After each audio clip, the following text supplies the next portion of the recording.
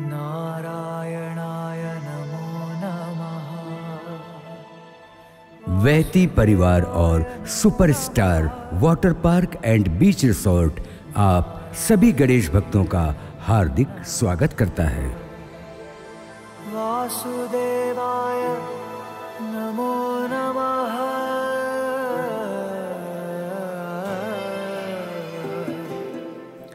भारत एक ऐसा देश जिसकी सांस्कृतिक विरासत और ऐतिहासिक कथाएं पूरे विश्व में अद्वितीय है। हमारी भूमि ने अतीत में ऐसी महान गाथाएं देखी हैं जिनसे आज भी जीवन जीने की प्रेरणा मिलती है। इन कहानियों में से एक है महाभारत की वह महागाथा जिसमें धर्म, साहस और कर्तव्य निष्ठा की अनुपम मिसालें मिलती हैं। वनवास के कठिन वर्षों के बाद जब पांचों पांडव श्री कृष्ण के साथ बैठते हैं,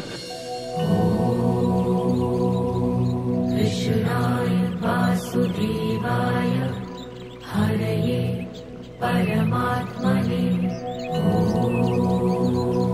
पांडवों, तुम सब इतने लंबे समय तक वनवास में कैसे जीवन बिता रहे थे? किन अनुभवों और चुनौतियों का सामना किया? प्रभु, वनवास के समय मैंने एक विचित्र हाथी देखा जिसके 2 चेहरे थे।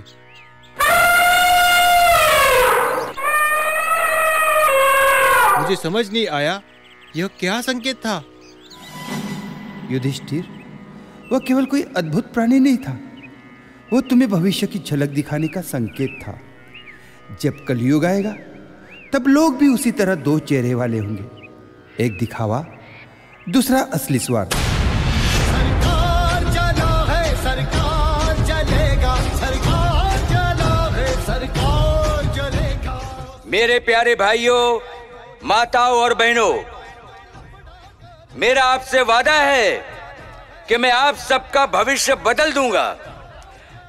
हर आदमी को नौकरी मिलेगी, नालियां साफ होंगी और हर घर में 24 घंटे पानी आएगा।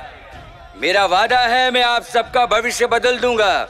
इसलिए आप मुझे मत भूलिए और मेरे निशान को याद रखिए।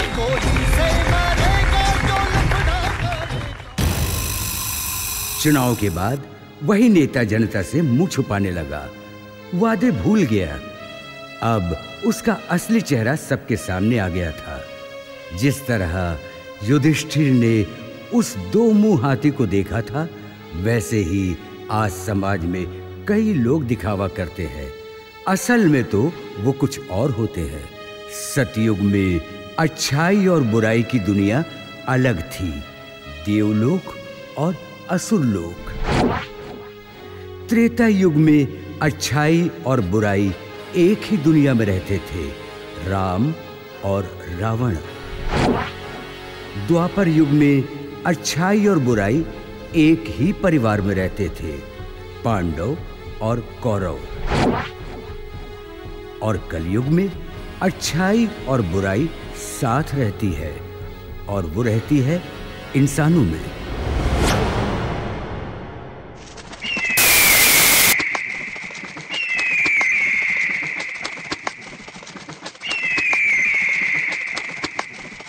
हे कृष्ण, हे सखा, मैंने एक पंछी देखा जिसके पंख पर वेद लिखे थे, लेकिन वह मांस खा रहा था। यह कैसा दृश्य है? कलयुग में ऐसे ही लोग रहेंगे जो बड़े ज्ञानी कहलाएंगे, लेकिन उनका आचरण असुरों जैसा होगा, राक्षसों जैसा होगा।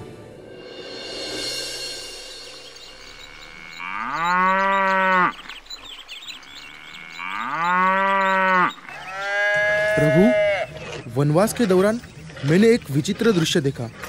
एक गाय अपने बछड़े को इतनी जोर से चाट रही थी कि उसकी चमड़ी तक छिल गई। खून निकलने लगा। यह कैसा प्रेम था? भीम, वह असामान्य गाय कलयुग का संकेत थी। उस समय माता पिता का स्नेह इतना अंधा हो जाएगा कि वो समझ ही नहीं पाएंगे कहाँ रुकना चाहिए, अपने बच्चों की हर इच्छा पूरी करने के जुनून में वह सही गलत का भी ध्यान नहीं रखेंगे। माँ, मुझे आईफोन 16 चाहिए, वो भी अभी के अभी। बेटी थोड़ा रुक जाओ, अभी तुझे जो भी चाहिए दिला दूंगी। नहीं माँ, मैं तुम्हारी एक भी बात नहीं सुनूंगी। मुझे आईफोन 16 आज ही चाहिए, नहीं तो। हाँ हाँ ठीक है बाबा, कल ही दिला दूंगी।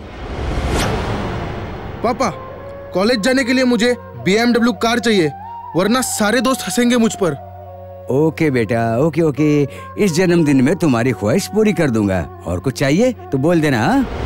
मेरी गाड़ी, मेरा बंगला, मेरा पैसा, सब तेरा, सब कुछ तेरा। बस फिर क्या था, एक दिन वही बेटा अपनी कार इतनी तेज चला रहा था कि एक आदमी को कुचल कर चला गया।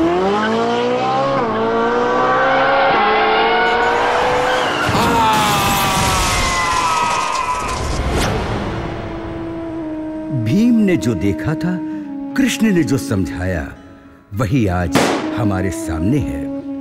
कभी कभी अंधा प्यार बच्चों के लिए नुकसानदायक बन सकता है। सच्चा प्रेम सीमाएं जानता है।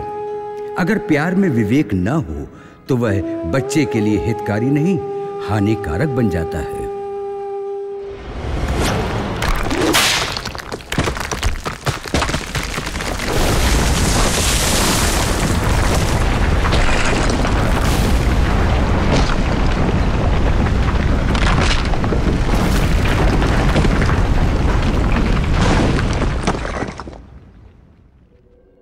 नाम जब तेरा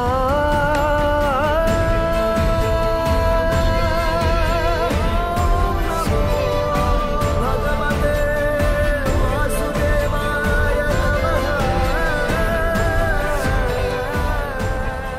हे श्री कृष्ण, वनवास के समय मैंने एक विशाल चट्टान को पहाड़ से लुढ़कते हुए देखा। वो चट्टान बड़े बड़े पेड़ों को रोनते हुए आई, लेकिन अचानक एक छोटे से पेड़ के आगे रुक गई। उसे कोई नुकसान नहीं पहुंचाया। मुझे यह समझ में नहीं आया कि इसका अर्थ क्या है। नकुल, यह तुम्हें कलयुग के बारे में बता रही है। कलयुग का जीवन दुख और संकट से भरा होगा, और ये कलयुग अपने चरम सीमा पर होगा, जैसे वो विशाल चट्टान पर उस छोटी सी पौधे की तरह एक छोटा सा नाम, हरि का जप, एक शरण, जो चाहे जितना बड़ा संकट क्यों न हो उसे टाल सकता है, जीवन बचा सकता है। ओम नमो भगवते वासुदेवाय नमः। ओम नमो भगवते वासुदेवाय नमः। हाँ, केवल एक मंत्र, ओम नमो भगवते वासुदेवाय नमः, जो हर विपत्ति से मुक्ति दिलाता है। यही मैंने भी सीखा है। सही कहा अर्जुन। जैसे सतयुग में मेरे सबसे प्यारे भक्त प्रहलाद ने हरि नाम को जप कर हर संकट से मुक्ति पाई थी। ऐसे उबलते हुए तेल के कढ़ाओं में गिरने के पश्चात किसी का भी जीवित बचना असंभव है माता। आज प्रहलाद की मृत्यु निश्चित। और इसके साथ ही दैत्य शत्रु विष्णु की भक्ति का भी अंत हो जाएगा माता। जय नारायण नारायण हरि हरि, जय जय नारायण नारायण हरि हरि, स्वामी नारायण नारायण हरि हरि, स्वामी नारायण नारायण हरि हरि।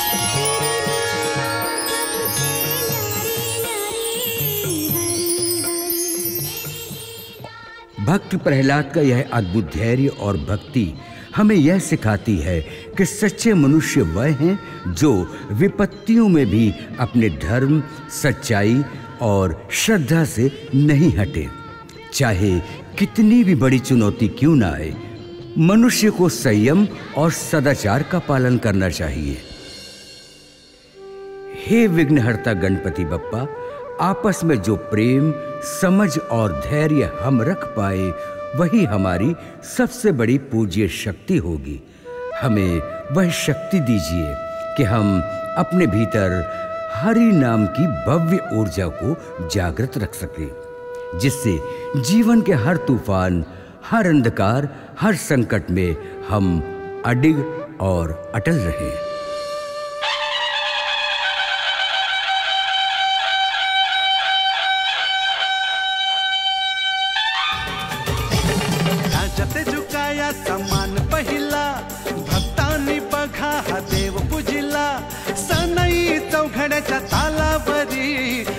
वाजत गाजत मंडपियाला वाजत गाजत मंडपियाला वाजत गाजत मंडपियाला वाजत गाजत मंडपियाला हा राजा ते झुकाया समान पहिला भक्तांनी बघा हा देव पूजिला सनई चौघड्याच्या तालावरी वाजत गाजत मंडपियाला वाजत गाजत मंडपियाला